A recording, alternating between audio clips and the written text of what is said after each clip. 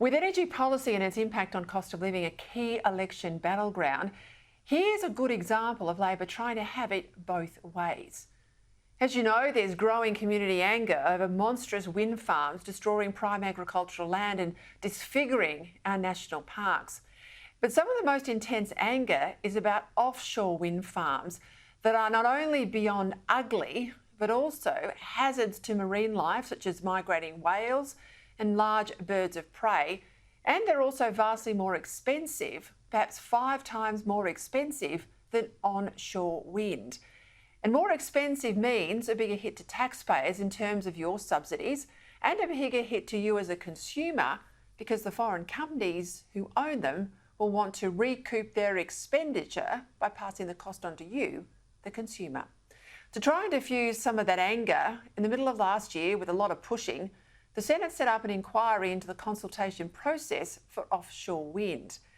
And an inquiry was needed because for too long, the so-called community consultation for these wind farms has been labelled as a sham, lacking transparency and just a tick-a-box exercise, thanks to short time frames, deliberately badly timed meetings, and the fact that a majority of public submissions, some 65% opposing wind farms, well, they're ignored. Now, I'll be talking to one of the campaigners, the Illawarra's Alex O'Brien, a little later on tonight. Hence, this inquiry in the Senate was established in July last year, with a report to be delivered to the Parliament on the 13th of February. Well, surprise, surprise, given the electoral heat around this issue, that reporting date was pushed out at the last minute to next week, the 13th of March.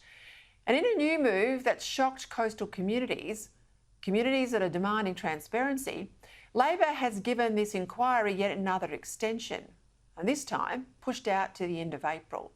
Now you can see what's going on here, can't you?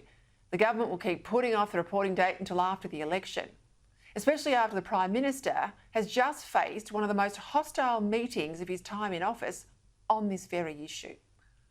Now, what typifies Labor's disdain for regional communities that'll bear the brunt of Chris Bowen's net zero madness is that this latest extension was announced on the very day that anti-wind farm campaigners were due to testify to the inquiry in Canberra.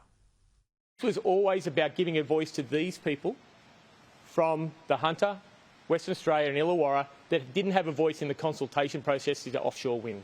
We don't believe the consultation was genuine.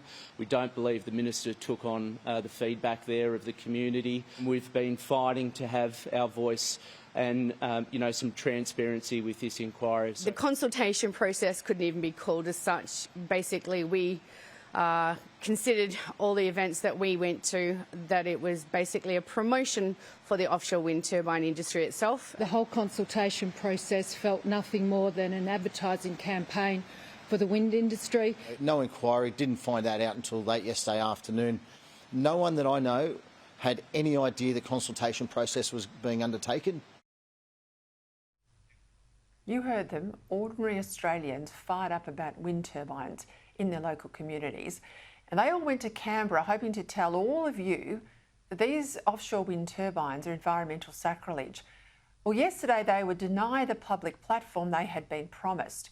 And those members had all travelled to Canberra at their own expense to voice opposition to Labor's plans, had their hearing postponed at the last minute, and then were forced to address a near empty room, save for a couple of coalition senators. You can see Labor's dilemma here.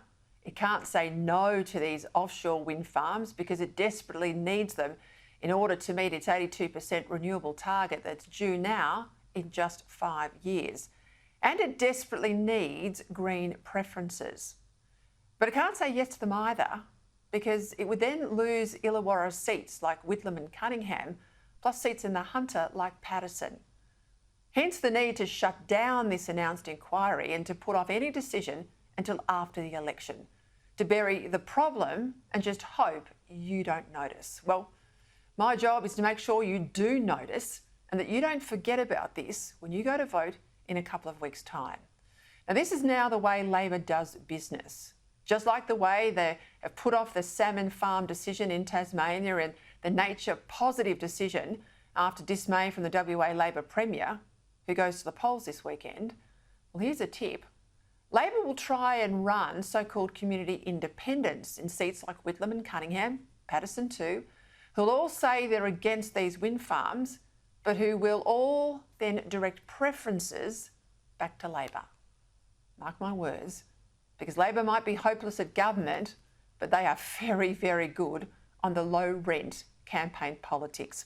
And if re-elected and back into government with the help of the Greens and those frauds, the Teals, then these offshore wind farms will happen at pace. It's sneaky, it's gutless beyond belief, but it's so typical of Chris Bowen, Anthony Albanese and Labor. And it shows what happens when Labor's green dreams run up against reality.